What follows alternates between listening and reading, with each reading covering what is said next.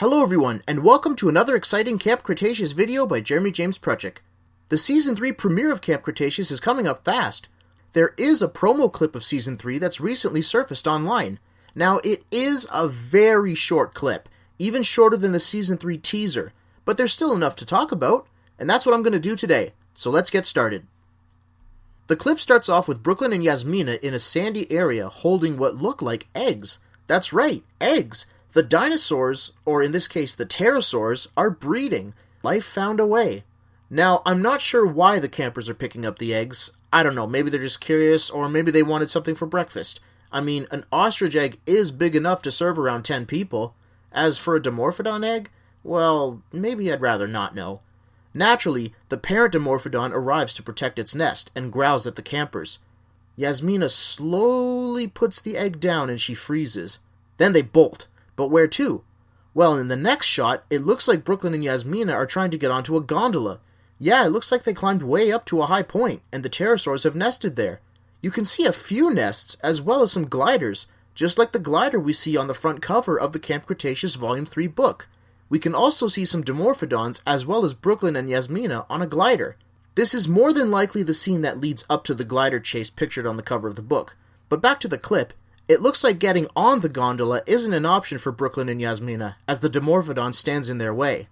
This next shot also shows a flock of Dimorphodons and Pteranodons flying overhead, and it looks like they're flying away from Isla Nublar. Could they be leaving for the mainland? And to lay eggs? They could potentially spread out all over the world, even more than the handful of Pteranodons we saw at the end of Fallen Kingdom. I considered the possibility of more pterosaurs escaping ever since Jurassic World. Even the escaped Pteranodons in Jurassic Park 3 were mentioned on the Mizrahi website, which talked about the flying reptile cleanup headed by Vic Hoskins. You can find out more about that on my channel. But back to the idea of escaped pterosaurs. I'd like to see this idea mentioned or at least acknowledged somehow, because that's going to be a thing at some point, even before the events in Fallen Kingdom. Anyway, back to the clip. Sammy and Kenji must be nearby during all this because a Dimorphodon begins to attack them. It even tries to force its way into the gondola car. Looks like the Dimorphodons are just as relentless as they were in The Lost World for the PlayStation. I don't know about you guys, but that game frustrated the hell out of me, especially because of those things.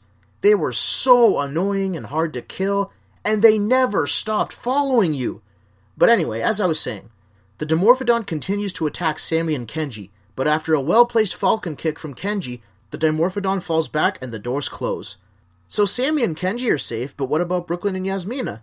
I have no idea, because unfortunately the clip ends. Again, it's not a long clip, but at least it gives us something to think about. Season 3 is coming closer, and it's coming up fast. It'll be here before you know it. Hang in there, guys.